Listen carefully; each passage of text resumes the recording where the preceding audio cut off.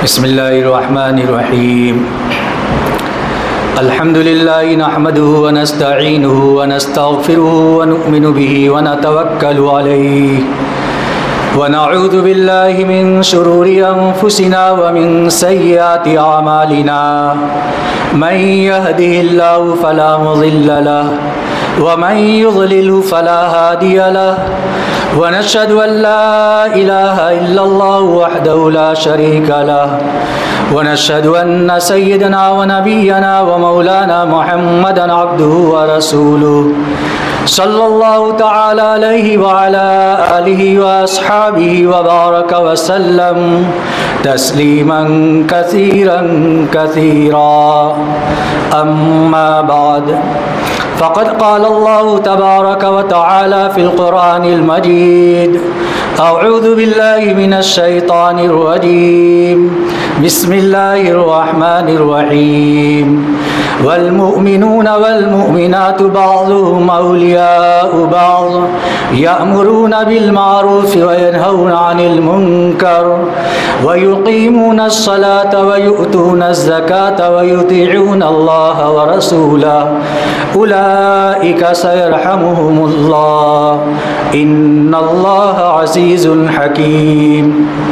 One अबी सईद अल-खुदरी रज़ियल्लाहु तआला अन्हु क़ाल समिअतु रसूलल्लाहि सल्लल्लाहु अलैहि वसल्लम यक़ूल मन रआ मिनकुम मुनकरन फलयुग़य्यिरहु बियदिही फ़इन लम यस्तति' फ़बिलिसानिही फ़इन लम यस्तति' फ़बिक़ल्बिही वज़ालिका अज़अफ़ुल ईमान। सदक़ल्लाहुल अलिय्युल अज़ीम व सदक़ रसूलुहुन नबियुल करीम। काबिल एहतराम सदर मोहतरम, मुअज़्ज़ज़ उलमाए किराम, हाज़रीन मजलिस और बुज़ुर्गों और दोस्तों, आज आशूरा के उन्वान से अंजुमन इस्लाहुल मुस्लिमीन के ज़ेर एहतमाम हस्बे साबिक़ मस्जिद बिलाल मालती बाग में ये जलसा मुनक़िद हो रहा है। आप हज़रात के इल्म में ये बात पहले से है कि हमारा जलसा जिस उन्वान से होता है, जिस दिन होता है, उस दिन का पाबंद नहीं होता, बल्कि उस मुनासबत से लोग जमा होते हैं और वक्त के हिसाब से उस वक्त गुफ्तगू की जाती है। ये मुहर्रमुल हराम का महीना चल रहा है, तो ज़रूरी नहीं कि वाक़या करबला ही का ज़िक्र हो या मुहर्रम के ताल्लुक़ ही से गुफ्तगू की जाए, बल्कि उन्वानात मुख्तलिफ़ होते रहते हैं। अभी मुझसे पेशरो मौलाना अब्दुल रहीम साहब ने आपके सामने वक्त की अहमियत, ज़िंदगी के अंदर जो खाली औक़ात मिले हैं इनको वसूलने की ताकीद और सेहत और तंदुरुस्ती की कद्र करने की अहमियत और उसके बारे में ताकीद ज़िक्र फरमाई। इसी तरीके से कुछ अम्र बिल मारूफ़ और नही अनिल मुनकर के सिलसिले में भी बातें इरशाद फरमाई हैं। आज हम सब जो यहाँ पर जमा हैं, अल्लाह का बड़ा फ़ज़्ल और एहसान है कि अल्लाह रब्बुल इज़्ज़त ने हम सब को अपने घर के अंदर जमा फरमाया है। ये अल्लाह का घर है। इस घर के अंदर आने के बाद आदमी गुनाह से महफूज हो जाता है। अगर ये मजलिस मुनाकिद ना होती तो कोई बाज़ार के अंदर होता, कोई खुराफात के अंदर शामिल होता, कोई किसी दोस्ती जगह के अंदर होता, और ये मजलिस मुनाकिद होने की बरकत से अल्लाह रब्बुल इज़्ज़त ने हम सब को गुनाहों से बचा लिया और इस मजलिस के अंदर उलमाए किराम की ज़ुबानी बातें सुनने और उन पर अमल करने की अल्लाह ने तौफ़ीक़ बख्शी। ये अल्लाह का फ़ज़्ल है और उसका एहसान है। इस पर हमें अल्लाह की हम्द और तारीफ़ करनी चाहिए। अल्लाह रब्बुल इज़्ज़त ने हम सब को ईमान की दौलत मरहमत फरमाई है और ये सबसे ज़्यादा कीमती दौलत है। हम सब अल्लाह के बंदे हैं और हज़रत नबी अकरम सल्लल्लाहु अलैहि वसल्लम के उम्मती हैं। अल्लाह के नबी सल्लल्लाहु अलैहि वसल्लम आखिरी नबी हैं और आपकी उम्मत आखिरी उम्मत है। लिहाजा जिस तरीके से अल्लाह के नबी सल्लल्लाहु अलैहि वसल्लम की ज़िम्मेदारी आलमगीर थी और आप पूरी दुनिया के लिए नबी बनाकर भेजे गए थे, इसी तरीके से इस उम्मत की ज़िम्मेदारी भी बहुत अजीम है, बहुत बड़ी है, क्योंकि अब कोई नबी आने वाला नहीं है। नबूवत का काम इस उम्मत ही को करना है और अल्लाह के नबी सल्लल्लाहु अलैहि वसल्लम ने इस उम्मत को ज़िम्मेदार बनाया है। कुरान पाक के अंदर भी इस उम्मत को ज़िम्मेदार बनाया गया है और इस उम्मत की जहाँ पर भलाई का तज़किरा किया गया है, फजीलत का तज़किरा किया गया है, तो यूँ ही नहीं कहा गया कि तुम बेहतरीन उम्मत हो, रूए ज़मीन पर खूब खाते हो, खूब कमाते हो, खूब चलते फिरते हो, बल्कि ये कहा गया कुंतुम खैरा उम्मतिन उखरिजत लिन्नास, क्या लोगों, ऐ उम्मत मोहम्मदिया, तुम बेहतरीन उम्मत हो, तुमको दुनिया के अंदर लोगों के नफ़ा रसानी के लिए निकाला गया है। काम क्या है जिससे लोगों को नफ़ा पहुँचेगा? वो अम्र बिल मारूफ़ और नही अनिल मुनकर है। तअमुरून बिल मारूफ़ व तनहौना अनिल मुनकर, तुम अच्छी बातों का हुक्म करते हो और बुरी बातों से मना करते हो।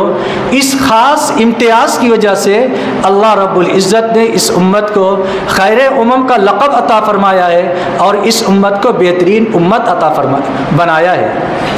आखिर कोई तो बात है कि अल्लाह रब्बुल इज़्ज़त इतने बड़े बड़े इनामात से हश्र के मैदान के अंदर इस उम्मत को नवाजेगा और दुनिया के अंदर भी बड़े बड़े इनामात इस उम्मत के साथ किए हैं। उसकी वजह यह है कि इस उम्मत को एक ख़ास काम मिला है, वो है अम्र बिल मारूफ़ और नही अनिल मुनकर। अगर शरीयत से इस चीज़ को हटा लिया जाए, अच्छाई का हुक्म करना और बुराई से मना करना, जो अम्र बिल मारूफ़ और नही अनिल मुनकर है, तो फिर देख ले कि फिर नबूवत ही ख़त्म हो जाएगी, फिर नबी के भेजने का मकसद ही हासिल नहीं होगा। चुनांचे इमाम गज़ाली रहमतुल्लाह अलैह ने इस सिलसिले में अपनी किताब के अंदर ज़िक्र फरमाया, अल अम्र बिल मारूफ़ व नही अनिल मुनकर अल कुतुबुल आज़म फ़िद्दीन, कि अम्र बिल मारूफ़ और नही अनिल मुनकर, अच्छी बात का हुक्म करना और बुराई से रोकना, ये दीन के अंदर रुकने आज़म है, इंतहाई अहमियत का हामिल है। वहुवल मुहिम्मुल्लज़ी इब्तअसल्लाहु लहुन नबिय्यीन अजमईन, यही वो अहम काम है जिस अहम काम के लिए अल्लाह रब्बुल इज़्ज़त ने दुनिया के अंदर अंबिया किराम अलैहिमुस्सलातु वस्सलाम को मबूस फरमाया है। अंबिया किराम की बेसत का अजीम मकसद लोगों को अच्छाई के ऊपर लाना और बुरी चीज़ों से मना करना। आगे इरशाद फरमाते हैं, वलौ तुइया बिसातु वतुरी का इल्मुहु व अमलुहु लतअत्तलतिन नुबुव्वतु वज़महल्लतिद दियानतु व फशतिज़ ज़लालतु व अशाअतिल जहालतु, कि अगर ये चीज़ ख़त्म हो जाए, यानी इसकी बिसात को लपेट दिया जाए और अम्र बिल मारूफ़ और नही अनिल मुनकर पर अमल करने को और उसके इल्म को तर्क कर दिया जाए, छोड़ दिया जाए, तो नऊज़ुबिल्लाह नबूवत मुअत्तल हो जाएगी, बेकार हो जाएगी, दियानत दीनदारी मुज़मइल हो जाएगी, ख़त्म हो जाएगी, गुमराही आम हो जाएगी, जहालत फैल जाएगी। ये सब किस वजह से होगा? उस वजह से होगा कि अगर अम्र बिल मारूफ़ और नही अनिल मुनकर को आदमी बेकार समझने लगे, उसकी कोई अहमियत ना हो, उसका कोई दर्जा ना हो, तो दीन के अंदर ये इंतहाई अहमियत का हामिल है और रुकने आज़म की हैसियत रखता है। इसी काम के लिए अल्लाह रब्बुल इज़्ज़त ने दुनिया के अंदर अंबिया किराम अलैहिमुस्सलातु वस्सलाम को मबूस फरमाया है। सोचिए, ये जिस चीज़ के लिए अल्लाह रब्बुल इज़्ज़त ने नबी को भेजा, आज उस चीज़ को अम्र बिल मारूफ़ और नही अनिल मुनकर को उम्मत छोड़ बैठे। बुराई को देखें और बुराई को देखने के बाद हमारे दिल के अंदर तकलीफ़ पैदा ना हो, हमारे दिल के अंदर कुढ़न पैदा ना हो कि किसी तरीके से ये बुराई ख़त्म हो जाए, तो हम कैसे नबी की उम्मती हैं, हम कैसे नबी सल्लल्लाहु अलैहि वसल्लम की उम्मत के अंदर अपने आप को शुमार करने वाले होंगे। जबकि इंतहाई अहम बात और ऐसी बात हदीस के अंदर जिक्र की गई कि अगर आदमी सुन ले तो उसके बाद वो सोचने पर मजबूर हो जाएगा कि आखिर हम सब का शुमार किस दर्जे में होगा। हदीस पाक के अंदर आता है कि अल्लाह रब्बुल इज़्ज़त ने हज़रत जिब्रील अलैहिस्सलाम से इरशाद फरमाया, इक़लिब हाज़िल मदीनता अला अहलिहा, क्या इस जिब्रील इस बस्ती को बस्ती वालों समेत पलट दो, उलट दो। हज़रत जिब्रील अलैहिस्सलाम ने कहा, या रब्बी, ऐ परवरदिगार, उसके अंदर, उस बस्ती के अंदर इन नफ़िया अब फुलानन अब्दका, कि उसके अंदर फुला बंदा तेरा बंदा, उसके अंदर फुला बंदा भी तेरा है, और उसकी सिफत ये है कि उसने पूरी ज़िंदगी लम याशिका तरफ़त ऐन, पलक झपकने के बराबर भी तेरी नाफरमानी नहीं की है। अब सोचिए, इतना नेक आदमी जिसने अपने रब की नाफरमानी पलक झपकने के बराबर भी ना की हो, हम उसका तसव्वुर कर सकते हैं वो कितना नेक होगा कि जिसने पलक झपकने के बराबर भी खुदा की नाफरमानी ना की हो। अल्लाह रब्बुल इज़्ज़त ने इरशाद फरमाया कि ऐ जिब्राइल, बस्ती को उसका समेत पलट दो, क्योंकि उसके सामने अल्लाह के अहकामात तोड़े जाते थे, मुनकरात किए जाते थे, लेकिन उसके निगाह का, उसके चेहरे के अंदर तगय्युर पैदा नहीं होता था। कभी एक सेकंड के लिए भी उसके चेहरे का रंग नहीं बदलता था कि ये लोग किन बुराइयों के अंदर मुब्तला हैं, कैसे फवाहिश के अंदर मुब्तला हैं। कभी उसके ऊपर वो नकीर नहीं करता था, जाओ जिब्राइल, उसका यही गुनाह उसको हलाक करने के लिए काफ़ी है, चाहे वो जितना बड़ा भी नेक हो, लेकिन ये गुनाह और ये जुर्म उसका बहुत बड़ा जुर्म है कि उसके सामने गुनाह किया जाता था, अल्लाह की नाफरमानी की जाती थी, लेकिन वो शख्स उस गुनाह को रोकने की कोशिश नहीं करता था और उसके ऊपर वो नकीर नहीं करता था। आज हमारा यही हाल है। हम इनफरादी तौर से चश्मपोशी से काम लेते हैं, अपनी नमाज, अपनी इबादत, अपना ज़िक्र अपने तौर से जो कर लेते हैं उसी को काफ़ी समझते हैं और आंख बंद करके हम रास्ता चलते हैं। किसी को बुराई के अंदर देखते भी हैं बुरा काम करते हुए, तो इतनी हिम्मत हमारे अंदर नहीं होती कि हम उसको बुराई से रोक सकें। हालांकि एक ईमान वाले की ईमानी शान ये है, मन रआ मिनकुम मुनकरन फलयुगय्यिरहु बियदी, जो शख्स बुराई को होता हुआ देखे तो वो उसकी जिम्मेदारी है कि उसको अपने हाथ से रोके। अगर उसके अंदर इतनी ताकत नहीं है तो अपनी ज़ुबान से उस बुराई के ऊपर नकीर करे। अगर इतना भी नहीं कर सकता तो कम अज़ कम उस बुराई को दिल से बुरा समझे। वज़ालिका अज़अफ़ुल ईमान, ईमान का सबसे कम दर्जा ये है। अब आज हम सब एक मुआशरे के अंदर रहने वाले हैं, एक माहौल के अंदर रहने वाले हैं, सब अपने बारे में खूब जानते हैं कि हमारा तर्ज अमल क्या है, हम किस तरीके से इस कमज़ोरी के अंदर मुब्तला हैं कि हम बुराई को होता हुआ देखते हैं, लेकिन इसके बावजूद हम उसके ऊपर नकीर नहीं करते, हम उसको मना नहीं करते। ये याद रखें कि ये हमारी खामोशी और तसाहुली ये शरीयत की निगाह में जुर्म है। ऐसा नहीं कि हम आगे बढ़ गए तो माफ़ कर दिए जाएंगे। यही वो गुनाह है जिसको कुरान पाक के अंदर अल्लाह रब्बुल इज़्ज़त ने जिक्र फरमाया है। वाक़या तो बनी इसराइल का है, लेकिन सबक सिखलाना मकसूद है उस उम्मत मोहम्मदिया को कि बनी इसराइल के अंदर क्या हुआ। वस्अलहुम अनिल क़र्यतिल्लती हाज़िरतल बहर, कि अल्लाह के नबी सल्लल्लाहु अलैहि वसल्लम से इरशाद फरमाया जा रहा है कि आप इन यहूद से पूछिए उस बस्ती के बारे में जो समंदर के किनारे आबाद थी। क्यों कहा जा रहा है पूछने के लिए कि यहूद ये कहते थे कि हमारे आबा व अजदाद बड़े नेक थे, वो बहुत अल्लाह को पसंदीदा थे, महबूब थे। तो अल्लाह रब्बुल इज़्ज़त, अल्लाह के नबी सल्लल्लाहु अलैहि वसल्लम के ऊपर अल्लाह रब्बुल इज़्ज़त ने ये वाक़या ज़िक्र फरमाया कि जब वो इतने नेक थे तो इनके इस वाक़या को सुन लो कि उनको ये हुक्म दिया गया था कि सनीचर का दिन ये तुम्हारी इबादत का ख़ास दिन है, उस दिन अल्लाह की इबादत के अंदर गुजारो और उस दिन मछली का शिकार मत करो। ख़ास हुक्म था कि शनीचर के दिन मछली का शिकार करना उनके लिए मना था। लेकिन कुरान पाक के अंदर वाक़या को जिक्र किया गया तो ये जिक्र किया गया कि जब शनीचर का दिन आता तो मछली पानी की सतह के ऊपर रहती और जब शनीचर का दिन चला जाता तो मछली नीचे चली जाती। ये लोग बहुत परेशान हुए कि शनीचर के दिन मछली ऊपर रहती है लेकिन हम उस दिन शिकार नहीं कर सकते, और जिस दिन शिकार करना रहता है मछली नीचे चली जाती है, बहुत दिक्कत पेश आती है। तो उनके अंदर एक जमात ने हीला किया।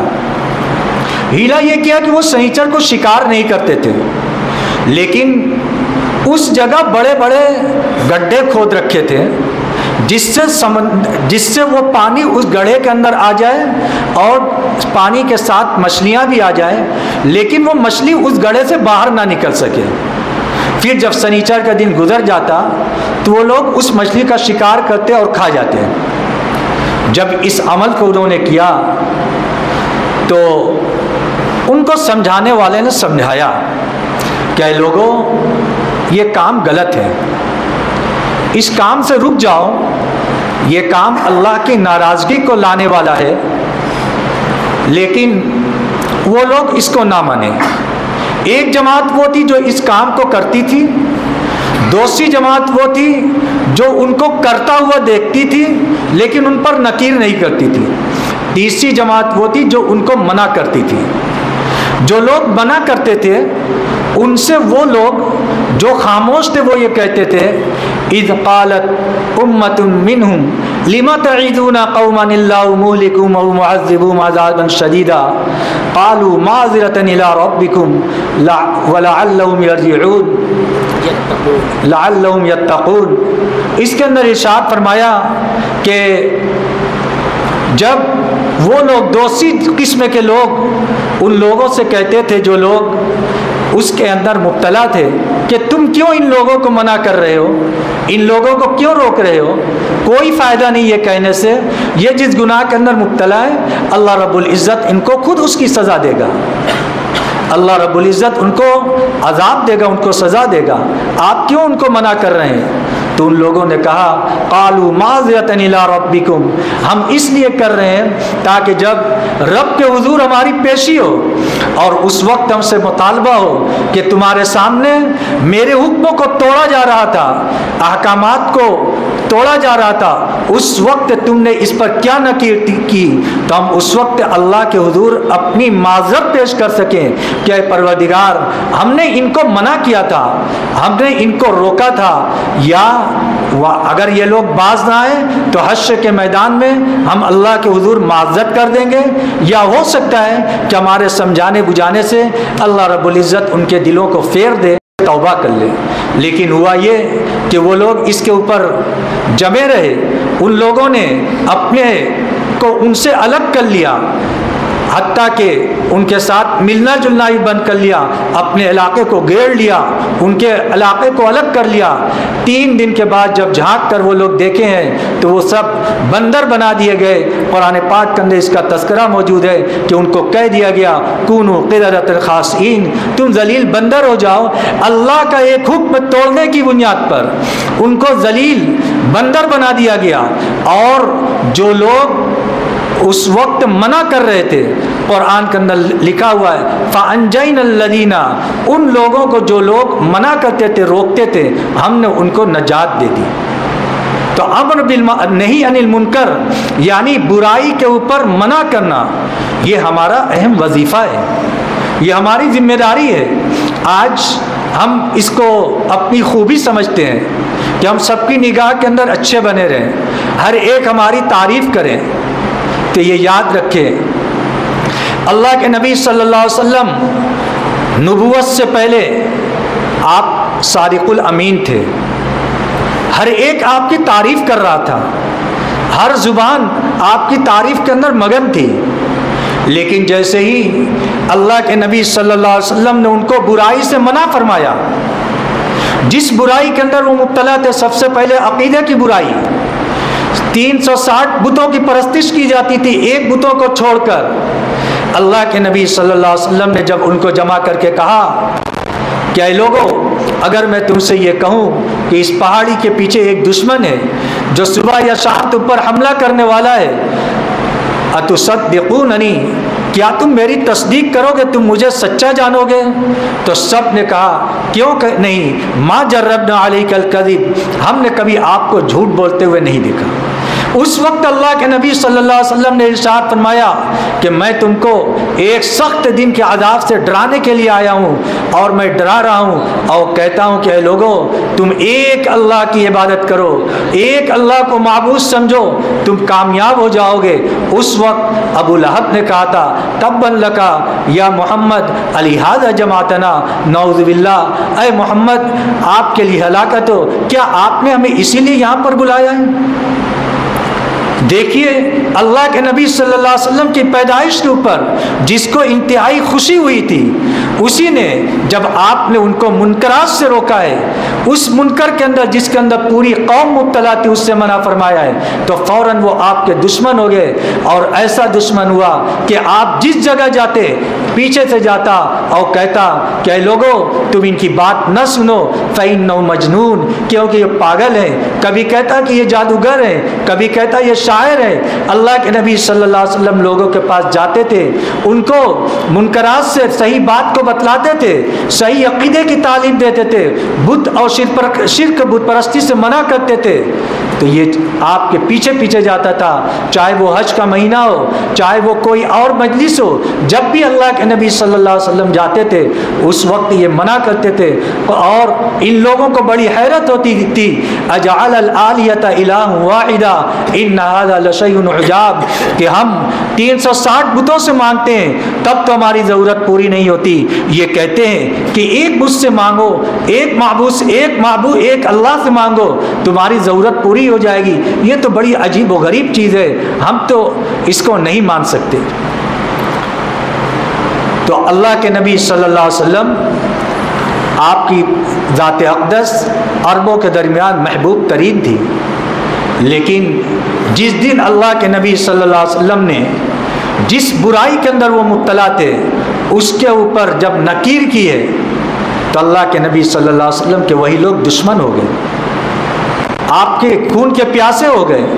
तो ये समझना कि हम सबकी निगाह के अंदर अच्छे बने रहें और सब हमारी तारीफ करें, बल्कि खूबी की बात यह है, सच बात है, उसके सामने बयान करें। नकीर करना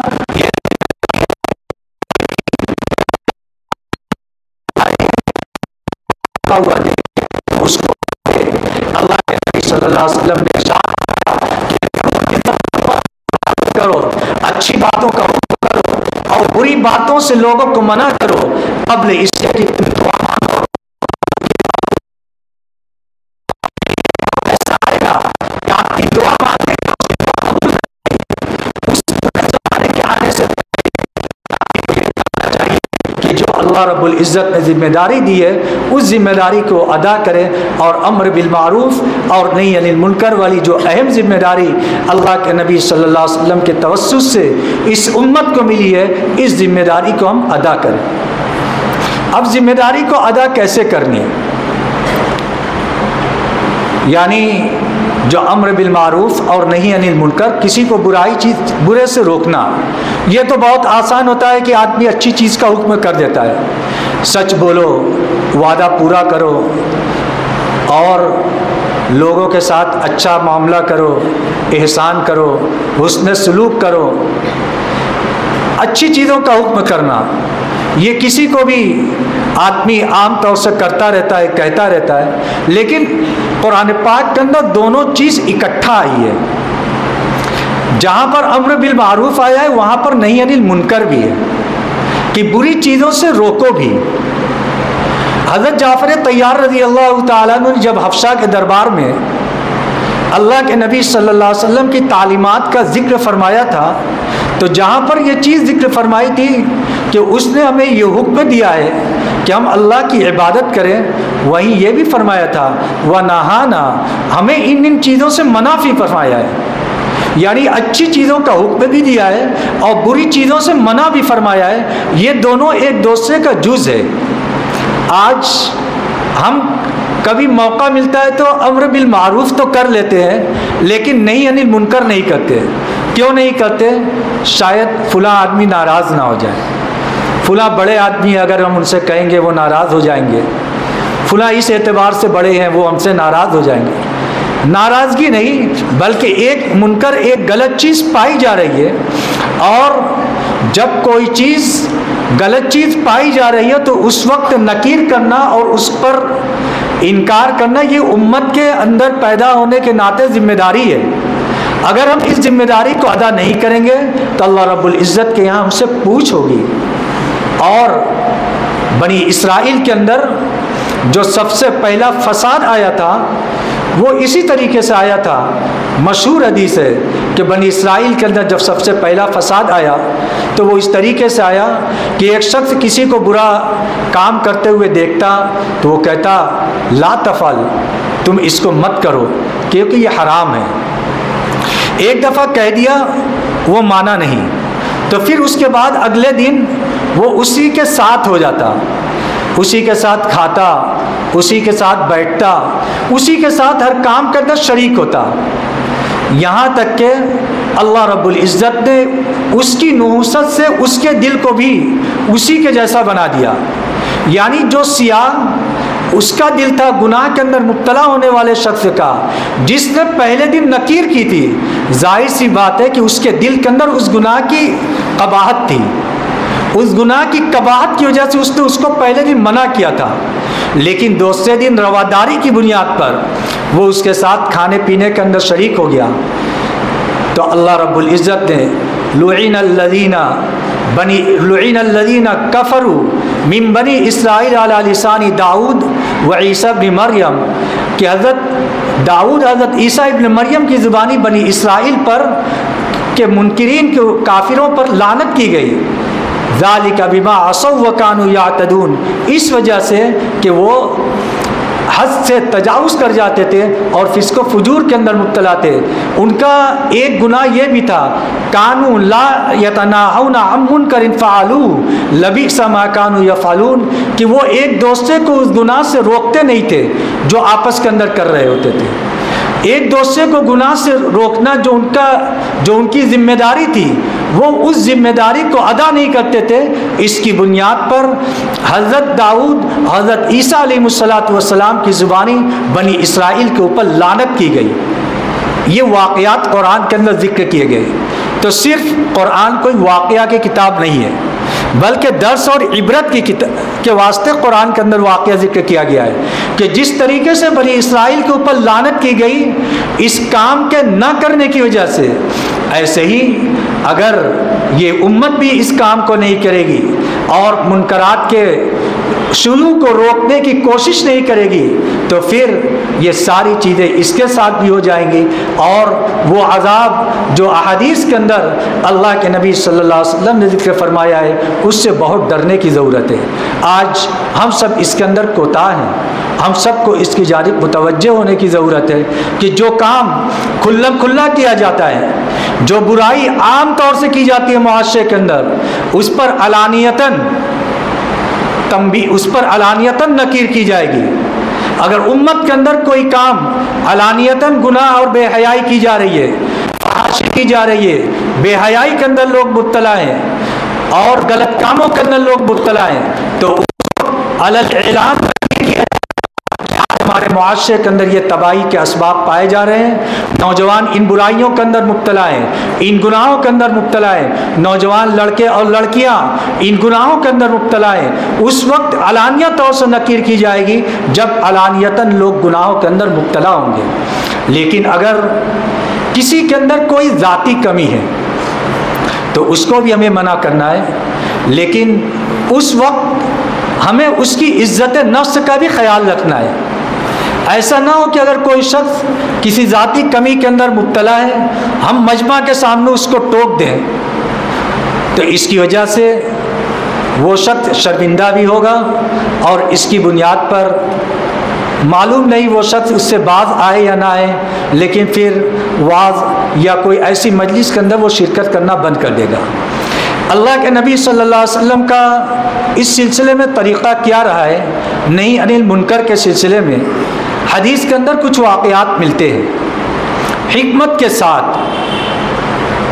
हज़रत हसनैन रज़ी अल्लाह ताला अन्हु का एक वाक़या किताबों के अंदर मौजूद है कि एक मर्तबा उन्होंने अपने से बड़े मुअम्मर आदमी को देखा कि वो वज़ू कर रहे हैं, लेकिन वज़ू सही तरीके से नहीं कर रहे हैं। तो अब उनका उम्र के अंदर बड़ा होना माने बन रहा है डायरेक्ट रोकने से, लेकिन एक गलत चीज़ देख रहे हैं, उसकी इस्लाह भी ज़रूरी है।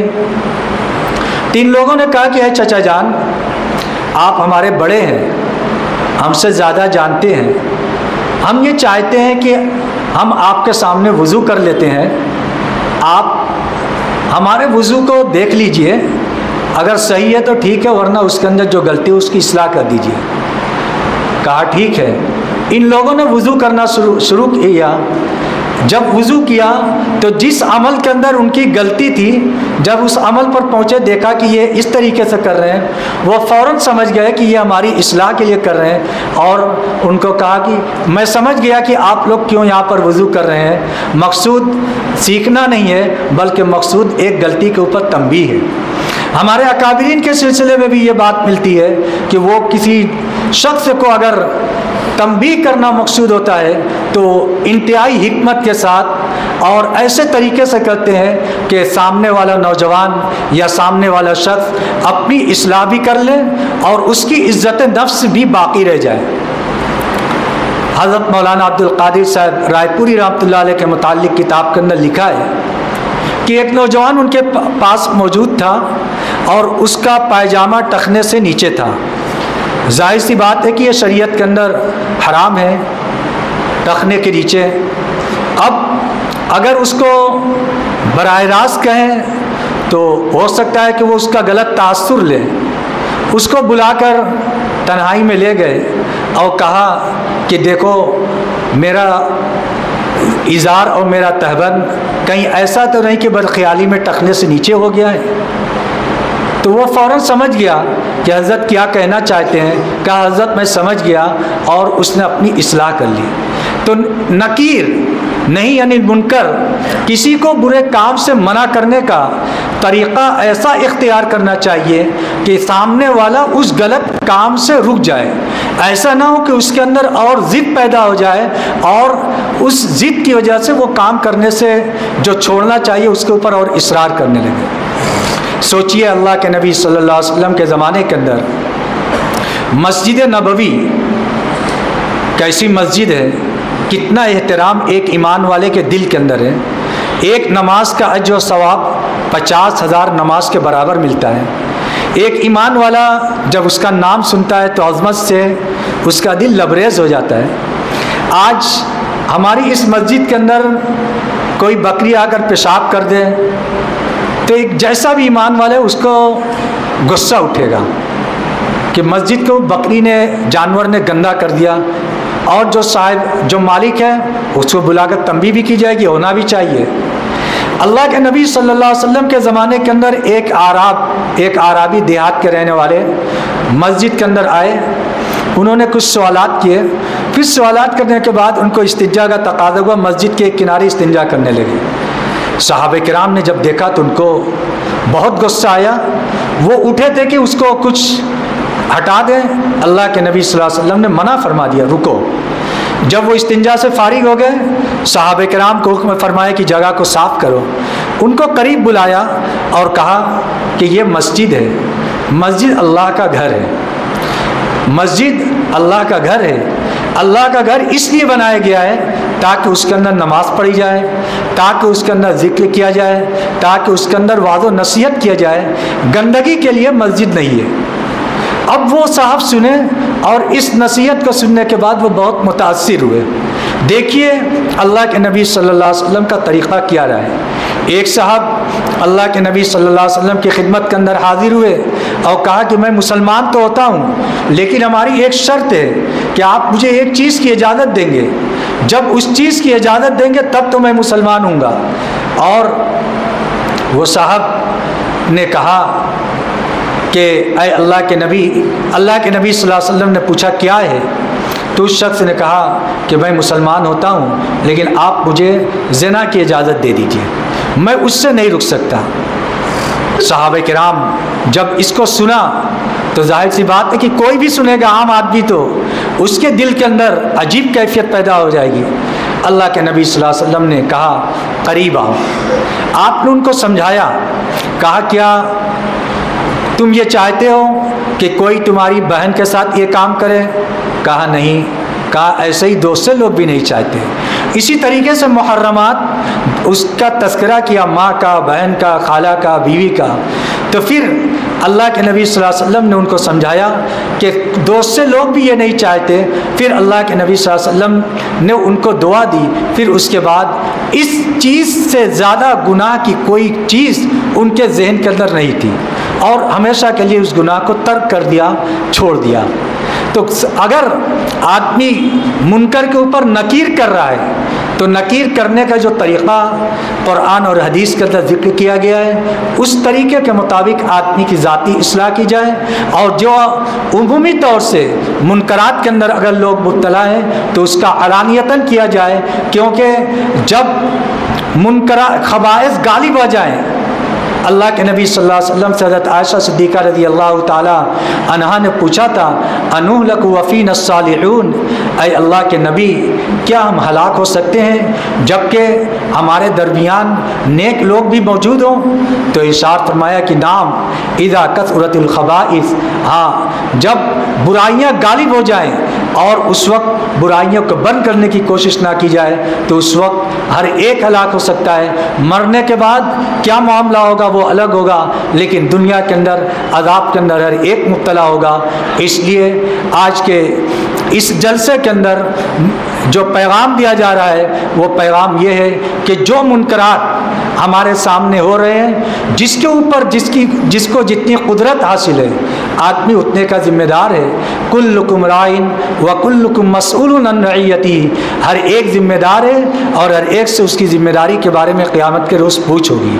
हमारे घर के अंदर हमारी औलाद है, हमारे बच्चे हैं, वो किसी दुनियावी परेशानी के अंदर मुब्तला हो जाते हैं, हम उनको लेकर दौड़ते हैं कि ये बीमार हो गया है, कोई मोहलिक बीमारी हो जाती है तो हम बहुत परेशान हो जाते हैं, बहुत रुपया खर्च करते हैं। अगर घर के अंदर आग लग जाए तो हम आग को बुझाने की कोशिश करते हैं। ज़रा गौर करें कि हमारा बेटा, हमारी बच्ची अगर नमाज नहीं पढ़ रही है तो बज़ाहिर वो जहन्नम की आग के अंदर जा रहे हैं। हम उस जहन्नम के अंदर जाने से उनको बचाने की कितनी फ़िक्र कर रहे हैं। दुनिया की आग के अंदर अगर हमारी औलाद जाए तो हम उसको बचाने की फ़िक्र करते हैं। मोहलिक बीमारी के अंदर मुब्तला हो जाए तो उसके लिए हम सब कुछ कुर्बान करने की कोशिश करते हैं। लेकिन एक बच्चा एक वक्त की नमाज छोड़ देगा तो वो जहन्नम के अंदर चलेगा।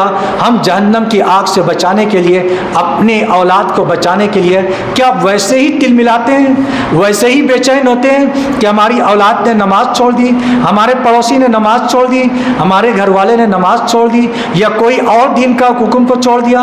ये फ़िक्र, ये तलब हमारे दिल के अंदर नहीं होती। मालूम हो गया कि हम दुनिया और दीन के सिलसिले में दोहरा मेयार लगते हैं। यही औलाद अगर गद्दी का काम ना करे तो हम उसको डांटते हैं, तौबीख करते हैं और कहते हैं कि तुम अलहदी हो, सुस्ती करते हो, तुम्हें इसका नुकसान होगा।